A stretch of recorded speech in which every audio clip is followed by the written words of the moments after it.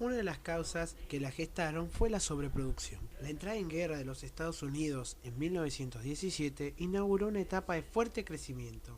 Su economía continuó a pleno rendimiento durante los años de posguerra, alcanzando su pico en 1924. El mercado se inundó de mercancías, pero la demanda no creció a igual ritmo, lo que condujo a un desequilibrio que indujo a la saturación del negocio y la acumulación de stocks invendibles. La consecuencia fue la caída de las tasas de ganancia empresarial. El descenso de ventas se intentó corregir mediante el recurso a créditos fáciles y la venta a plazos. Se endeudaron recurriendo a los bancos en busca de financiación para la adquisición de electrodomésticos, automóviles y otros bienes de consumo. Finalmente, esto entró en conflicto con la economía. En el campo y el sector de las materias primas, el escenario fue bien distinto. El mercado americano se vio desbordado tras una sucesión de excelentes cosechas de productos agrícolas. Los stocks se fueron acumulando por cuanto la demanda europea, muy elevada durante los años de guerra, se contrajo tras el conflicto. La reacción fue intensificar la producción, pero el efecto fue negativo porque se desplomaron los precios. Los costos de producción comenzaron a superar a los beneficios.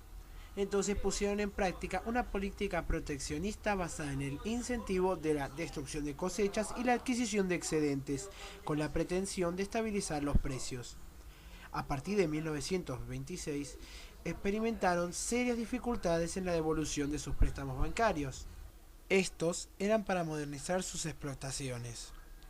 Durante la Guerra Mundial, los precios de los cereales y otras mercancías habían sufrido una importante alza y los beneficios estaban asegurados. La demanda y la exportación de grandes cantidades de trigo, carne y otros bienes habían generado buenas expectativas de ganancia y animado a los agricultores a endeudarse en la adquisición de maquinaria, áperos y nuevas tierras. Para acabar con la contienda, la retracción de las importaciones de los países beligerantes se tradujo en el incremento de los excedentes y desplome de los precios. Los campesinos, incapaces de saldar las deudas contraídas con los bancos, perdieron sus propiedades, casas y máquinas, viéndose obligados a emigrar a las ciudades. En 1924, la extensión de las tierras dedicadas al cultivo había descendido por debajo de la alcanzada en 1919. La especulación financiera. La economía norteamericana se sustentaba en la especulación. Una sustanciosa parte de las ganancias empresariales no era destinada a la mejora de la productividad, sino a negocios fáciles y rápidos. Los excedentes iban a las bolsas donde se adquirían acciones a bajo precio y se vendían en cuanto a su cotización era elevada. A partir de 1926 ese modelo económico entró en declive. La saturación del mercado y el descenso de la demanda provocaron una disminución de la inversión industrial. Paradójicamente, este panorama no se correspondía con la euforia que vivía el mercado bursátil, donde la escalada en la cotización de los valores era ininterrumpida y alentada por la presión de la demanda.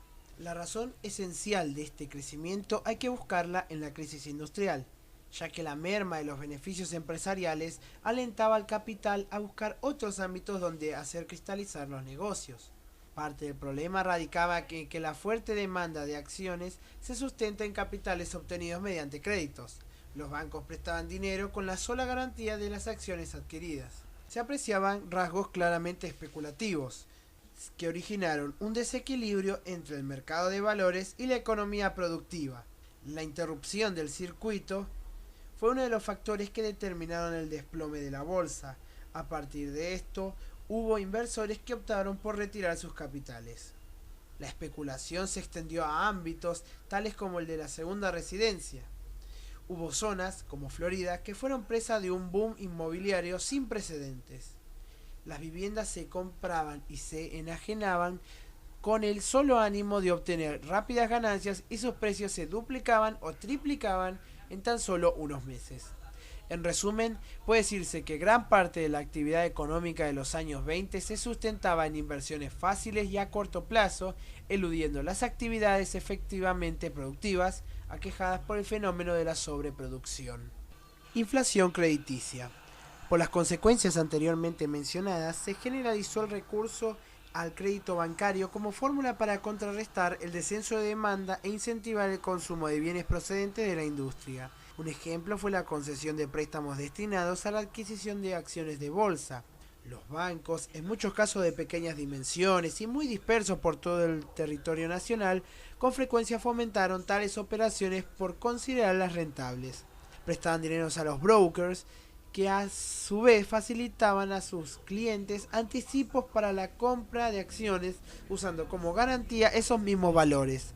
La sostenida demanda de títulos elevó su valor y contribuyó al alza ininterrumpida del mercado bursátil.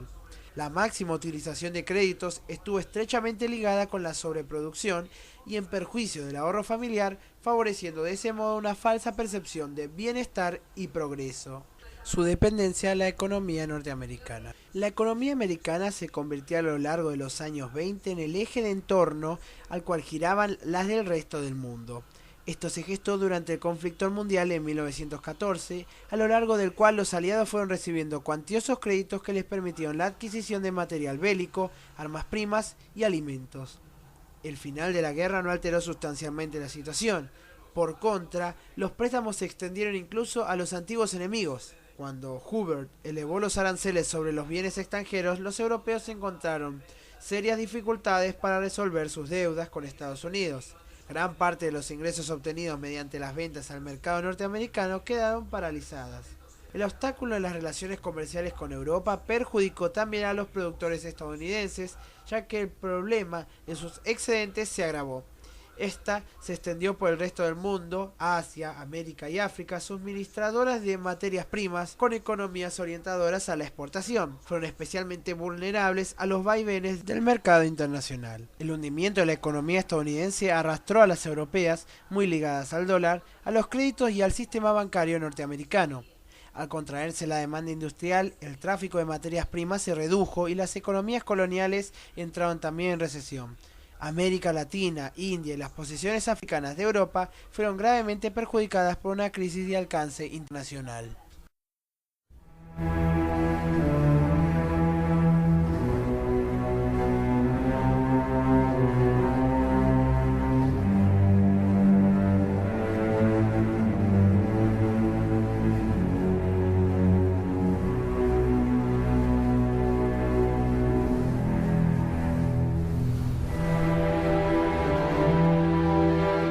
De 1929.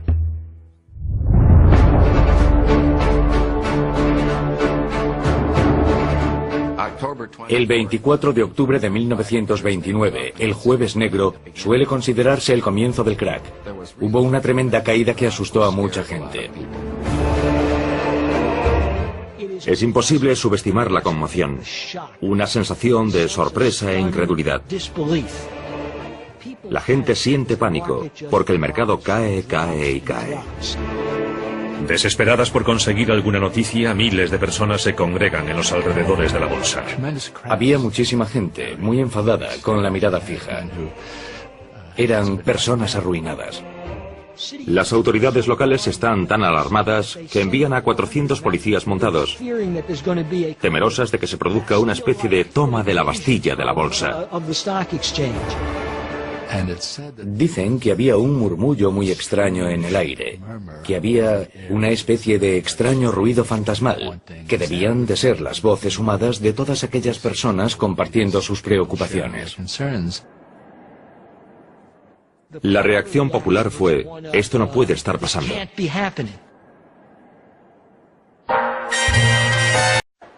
En cuanto se produce el crack, el verdadero problema es la confianza. Cuando se pierde toda la confianza en la economía, valores buenos y malos van de la mano. Y la élite inversora tiene grandes problemas para intentar restaurar esa confianza, para convencer a la gente de que la economía y la bolsa son seguras.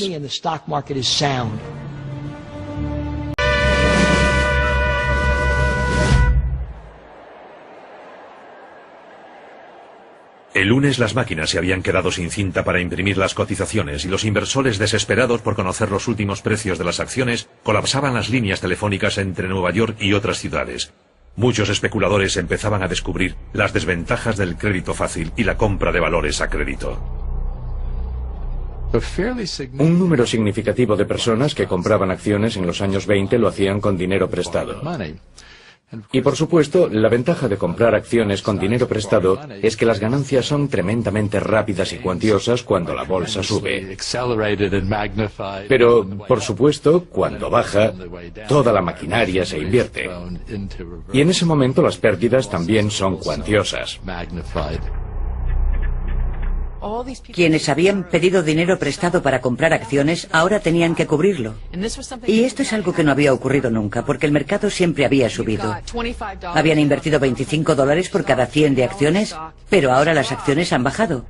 Y lo que ocurre es que a los corredores que han hecho esos préstamos les preocupa no recuperar su dinero. Le reclaman a la gente que aporte más efectivo o se venderán sus acciones.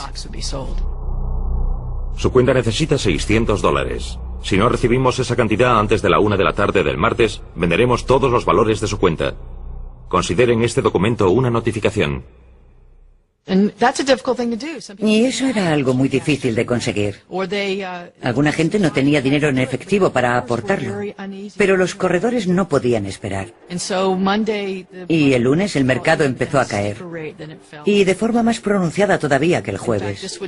Este sería uno de los peores días en la historia de la bolsa de los Estados Unidos. El martes por la mañana, algunos de los nombres más famosos de la economía estadounidense vieron cómo se desplomaba el precio de sus acciones. US Steel, Radio, General Motors. Acciones que habían sido símbolos de los años de prosperidad. El martes se produjeron tremendas oleadas de ventas sin fin. Esta vez las ventas eran tan numerosas y tan implacables que no hubo ninguna reunión a la hora de la comida en JP Morgan. Claramente, el volumen de las ventas superaba cualquier posibilidad de que los banqueros intentasen aplacar la tempestad. La tarde-noche del martes, todas las acciones estadounidenses valían un 22% menos que a la apertura del mercado el lunes por la mañana. En 36 horas se había perdido el 22% del valor de la industria estadounidense. Hoover era el presidente. Él y Andrew Mellon, el secretario del Tesoro, estaban muy a la derecha y creían que no era competencia del gobierno intervenir en esto. Creían en el puro capitalismo, sin trabas. De modo que hicieron muy poco o nada para aliviar el crack. Dijeron que se resolvería solo. El mercado se desplomó muy rápidamente y mucha gente se fue con él. Fue muy doloroso. Casi todo el mundo perdió dinero. Consecuencias económicas. La conexión mundial de la economía estadounidense facilitó la rápida internacionalización de la crisis. En los aspectos económicos, las principales manifestaciones de este hecho fueron la crisis financiera, la deflación, la paralización del comercio mundial, incremento del desempleo y crisis del modelo económico liberal. Crisis financiera. La ruina de quienes habían suscrito créditos bancarios y la imposibilidad de su devolución ocasionó la quiebra de numerosos bancos. El consumo descendió debido a la reducción de liquidez en el mercado y los empresarios no pudieron hacer frente a sus necesidades de inversión. Muchas empresas cerraron sus puertas. Deflación. La ausencia de créditos, la bajada de los precios y la escasa circulación monetaria condujeron al descenso generalizado de la actividad económica. En Estados Unidos, el gobierno del presidente Hoover, en vez de intervenir activamente para corregir la situación, disminuyó el gasto público ante el temor de un repunte del déficit estatal. Con ello, perdió la oportunidad de frenar la caída de los salarios y la demanda. Paralización del comercio mundial. La adopción de medidas proteccionistas provocó el estancamiento del comercio. Los estados que fundamentaban sus economías en la exportación, caso de Japón, se vieron singularmente afectados. Las relaciones internacionales que trabajosamente se habían logrado recomponer a partir de 1924 se quebraron. A ello se sumó el abandono de la libra por parte de Gran Bretaña, en 1931, que fue muy afectada por el déficit externo y las quiebras bancarias, arrastrando su devaluación a las monedas vinculadas a ella. Incremento del desempleo. El hundimiento de la industria y la ruina financiera llevaron implícita la destrucción del empleo. En 1932 se contabilizaban más de 30 millones de parados, de los cuales 12 millones eran americanos y 6 millones alemanes. La bajada de los salarios se tradujo en una disminución de la capacidad de compra que, a su vez, repercutió en el descenso del consumo. Los stocks invendibles se acrecentaron y el aparato productivo se paralizó. Crisis del modelo económico liberal. El sentimiento de fracaso de la política del liberalismo clásico, fundamentada en la no intervención del Estado en la economía, abrió paso a otra doctrina, basada en la idea de que el Estado tenía la obligación de actuar en determinados ámbitos a fin de proteger a los ciudadanos del caos provocado por la crisis del capitalismo. Consecuencias sociales. El efecto social más evidente de la crisis de 1929 fue el crecimiento del paro a nivel mundial. El número de desempleados se evaluó en al menos 40 millones. Los que conservaron sus empleos sufrieron un importante recorte en sus salarios. Las desigualdades sociales se acentuaron, dando lugar a una masa de desposeídos sin posibilidad de afrontar su situación económica y vital. Aquellos que conservaron el empleo se beneficiaron en cierta manera de la bajada de los precios, pero la inmensa mayoría de la población activa se empobreció. Consecuencias políticas en Alemania. La República de Weimar atravesó difíciles momentos durante la década de los 20. Políticamente, sus gobiernos se vieron sometidos a fuertes presiones, tanto desde la izquierda comunista como desde la derecha nazi. Uno de sus referentes fue Adolf Hitler, líder del Partido Obrero Nacional Socialista Alemán. En 1933, Hitler fue nombrado primer ministro bajo la presidencia del general Hindenburg, consiguiendo con ello el poder de Alemania e instaurando desde la legalidad que le confirieron las urnas una dictadura totalitaria. En las razones del ascenso y conquista del poder por los nazis hay que hacer hincapié en dos cuestiones fundamentales. La primera, la situación creada tras la firma del Tratado de Versalles. La segunda, la crisis económica y social que había en ese entonces.